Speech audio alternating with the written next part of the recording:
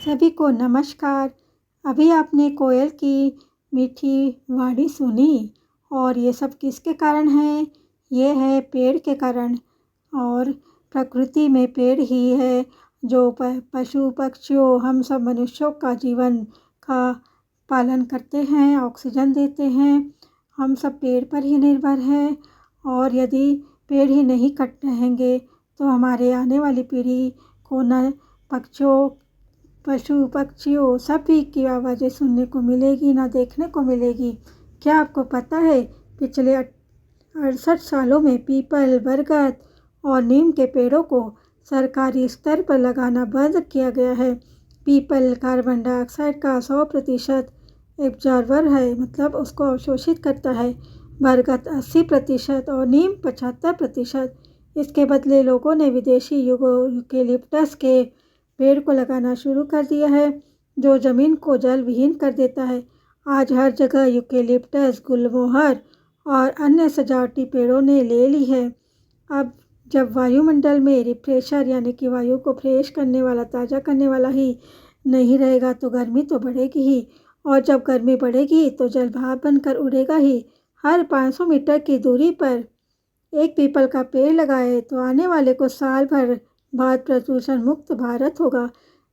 वैसे एक और जानकारी है, पीपल के पत्ते का फलक अधिक और डंठल पतला होता है, जिसकी वजह शांत मौसम में भी पत्ते हिलते रहते हैं और स्वच्छ ऑक्सीजन देते रहते हैं।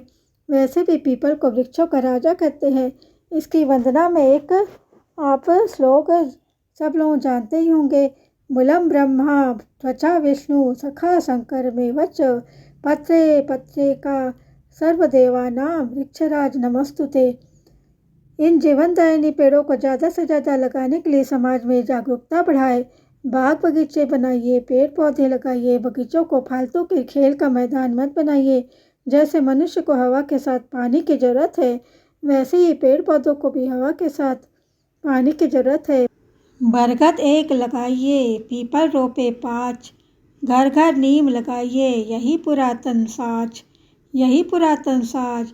आज सब मान रहे हैं, भाग जाए प्रदूषण, सभी अब जान रहे हैं।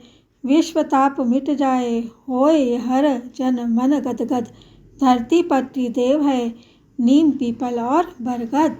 हिंदू धर्म में हमने वृक्षों, नदियों, पर्वतों और जमीन यानी भूमि सबको महत्वपूर्ण समझा है और सबको महत्वपूर्ण माना है और सब में ईश्वर की परिकल्पना की है। हर चीज़ का जितना प्रकृति में महत्व है, जितना हमारे जीवन में महत्व है, उतना ही हमने उसे धर्म से जोड़ दिया है। बरगद का वृक्ष एक दीर्घजीवी, लंबे समय तक जीवित रहने वाला विशाल वृक्ष है। हिंदू परंपरा में बरगद के वृक्ष को पूज्य माना जाता है, महत्वपूर्ण माना जाता है। वट सावित्री के समय महिलाएं वट वृक्ष से अपने पति के, अपने परिवार की सुख समृद्धि के लिए कामना करती है, पति की दीर्घायु के लिए कामना करती है। और तुलसी पूजन के समय तुलसी की पूजा की जाती है। आंवला नवमी के समय आंवला की पूजा की जाती है। शीतला माता को नीम के पत्तियों को चढ़ाया जाता है। तो इस तरह अलग अलग वृक्षों का अलग अलग महत्व है। वट वृक्ष यानी बरगद का वृक्ष एक सन के राजा बरिभद्र से उत्पन्न हुआ। ऐसा मानते हैं कि बरगद के वृक्ष की पूजा से और इसकी जड़ में जल देने से पुण्य की प्राप्ति होती है। और ये विज्ञान ये कहता है कि लंबे समय तक अगर ये वृक्ष रहेगा तो बरगद का वृक्ष वातावरण को शुद्ध करेगा, प्रकृति को एक सपोर्ट देगा। इसलिए हमने कहा कि धार्मिक दृष्टिकोण से अगर आप इसकी पूजा करेंगे, अगर आप इसको लगाएंगे तो आपको लाभ होगा।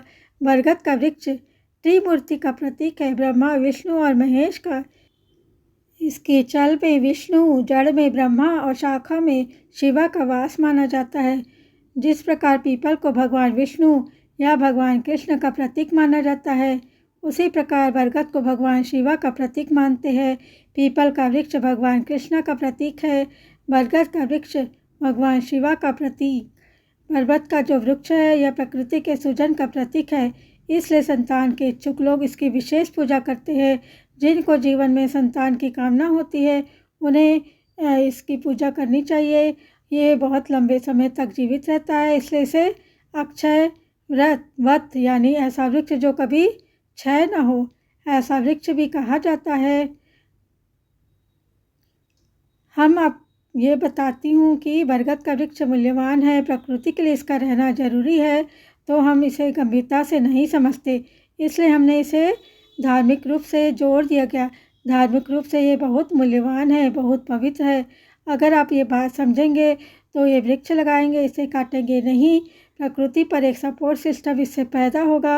आप बरगद के वृक्ष के नीचे कभी भी बैठ कर के देखिए, ये आपको मानसिक स्थिति पर असर डालेगा और अपने मन को शांत बनाए रखेगा। और जब काल आता है और सुख, जब मतलब दुख आता है, सुख पड़ जाता है, तब भी बरगद का वृक्ष हर समय हरा भरा रहता है। इसलिए इस समय मतलब गर्मी के समय पशुओं को इसके पेट और लोगों को भी इसके फल पर निर्वाह करना पड़ता है। ऐसा भी देखा गया है कि चारों तरफ यदि सूखा पड़ जाए, चारों तरफ यदि अकाल पड़ जाए, तो पशु इसके पत्ते से पेट भर कर काम चला लेते हैं, और जो सामान्य व्यक्ति है वो इसका फल खा कर के अपना काम चला लेते हैं। इसकी डालियों और पत्तों से दूध निकलता है, जिसका जो उपयोग है तंत्र की पूजा में किया जाता है। तो बरगद के वृक्ष से कई तांत्रिक क्रियाएं होती हैं और इसके तना और पत्तों से औषधि भी बनाई जाती है। और यदि आपका कहीं मन नहीं लग रहा, ध्यान एकाग्र नहीं हो रहा है, तो बरगद के वृक्ष के नीचे चटाई डाल दीजिए और बरगद के नीचे बैठ जाइए। तो आप ध्यान करने या पूजा करने का प्रयास करेंगे तो आपको निश्चित रूप से ध्यान होगा और लाभ होगा। बरगद के संपर्क में रहने से बेवजह का तनाव या बेवजह की चिंताएं भी दूर हो जाती है, मन एकाग्र हो जाता है। हिंदू धर्म में जो भी मान्यताएं होती है उनको आप विज्ञान की दृष्टि से समझ सकते हैं। वैसे तो अध्यात्म विज्ञान से आगे की चीज़ है, क्योंकि अध्यात्म सूक्ष्म स्तर पर काम करता है, एनर्जी लेवल पर काम करता है, और जो साइंस है वह मटेरियल लेवल पर, भौतिक लेवल पर, यानी कि जिन चीज़ों को हम देख सकते हैं, जिन चीज़ों को छू सकते हैं, सिर्फ उन्हीं चीज़ों पर साइंस काम करता है। और अध्यात्म जिनको सिर्फ अनुभव किया जा सकता है, महसूस किया जा सकता है, उस एनर्जी पर काम करता है। यानी अध्यात्म साइंस से कहीं आगे की चीज़ है, जिस पर हमारे ऋषि मुनि आदिकाल से काम करते आ रहे हैं। क्योंकि समय समय पर हम अपने जीवन में ऐसे अभूतपूर्व परिवर्तन देखते हैं। हिंदू धर्म में पीपल को आदिकाल से पूजा जाता है, पवित्र माना जाता है, क्योंकि पुराणों में इसका वर्णन है।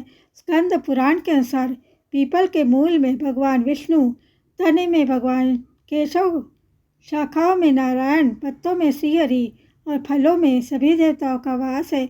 इसलिए शास्त्रों के अनुसार अगर आप पीपल की एक विधि से पूजा करते हैं तो संपूर्ण देवता पूजित हो जाते हैं। ऐसा धर्म के हिसाब से कहते हैं। श्रीमद् भागवत गीता में भी ऐसा कहा गया है, जिसमें भगवान श्री कृष्ण ने कहा है कि वृक्षों में मैं पीपल हूँ, यानी कि सर्वश्रेष्ठ हूँ। वृक्षों में मैं सर्वश्रेष्ठ हूँ, इसलिए लोग शायद पीपल को पवित्र मानकर इसकी पूजा करते हैं। अगर हम पीपल को आयुर्वेद की दृष्टि से देखते हैं तो भी पीपल को अति उपयोगी माना गया है।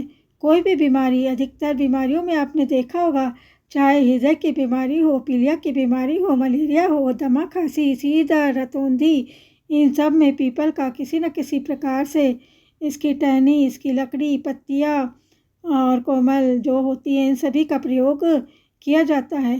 पीपल के पत्तों का फल, जड़, इन सब के अलग अलग तरीके से कई प्रकार की दवाइयाँ बनाई जाती है।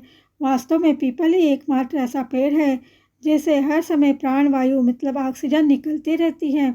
इसलिए हमारा इस पेड़ से जितना अधिक संपर्क होता है उतना ही हमको प्राणवायु एक एनर्जी हमको ज़्यादा से ज़्यादा मात्रा में मिलती है।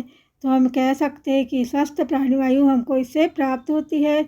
इसको कहीं ना कहीं से ऐसा भी कह सकते हैं कि इसे धर्म के साथ जोड़ा गया है, जिससे कि जितना ज़्यादा आप पीपल के निकट रहेंगे उतनी ही आपकी प्राण ऊर्जा अच्छी रह सकेगी, आप स्वस्थ रह सकेंगे, अपने जीवन में आप एक स्वास्थ्य को पा सकेंगे।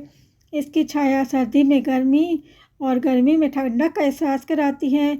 इसके पत्तों के स्पर्श मात्र से वायु में जितने भी संक्रामक जो वायरस होते हैं, बैक्टीरिया होते हैं, वह खत्म हो जाते हैं। इन्हीं कारणों से आपने देखा होगा जो पुराने लोग होते हैं वह पीपल के आसपास दिन में ज़्यादा से ज़्यादा संपर्क में रहते हैं। उसके पेड़ की परिक्रमा कर लगाते हैं, पेड़ की पूजा करते हैं, उसको छूते हैं। तो हमने और जो इसका ओरा है, उस ओरा मतलब इनका जो ओरा इस पेड़ के पास रहने से उसको यदि नापा जाए तो हम जो इसके पास रहते तो हमारा एलर्जी लेवल भी ज़्यादा हो जाता है। तो जो व्यक्ति पीपल के संपर्क में रहता है, परिक्रमा करता है, उसकी सेवा करता है, तो व्यक्ति के ओरा में फ़र्क पड़ता है। व्यक्ति के हर वस्तु के चारों तरफ एक ओरा मंडल होता है, एनर्जी फील्ड होता है। अगर आप पॉजिटिविटी में मतलब सकारात्मकता में चले जाते हैं तो आप मंदिर में जाते हैं या पीपल जैसे पेड़ के पास जाते हैं, गाय के पास जाते हैं तो आपका ऑरा चेंज हो जाता है। जब आपका ऑरा पॉजिटिव होता है, सकारात्मक होता है, तो आपके जीवन में जो भी समस्याएं चल रही होती हैं, चाहे वो हेल्थ को लेकर हो या वेल्थ को लेकर हो, सारी समस्याएं दूर होती है। तो पीपल के पेड़ के पास और वहाँ पर जाकर देखिए कि आपको क्या परिवर्तन लगेगा। तो इस तरह हम एक्सपेरिमेंट भी आप करके देख सकते हो। साइंटिफिक लेवल पे भी हम सिद्ध कर सकते हैं कि इन पेड़ों का बहुत ज़्यादा महत्व है। एवरेज आदमी का जो ओरा होता है वो करीब 203 पर होता है। तो जैसे जैसे हम साधना करते पूजा करते हैं ये ओरा जो बढ़ते जाता है। और यदि हम सकारात्मक है तो आप देख रहे हैं कि जो ओरा है वो मतलब बढ़कर 253 तक भी फैल सकता है।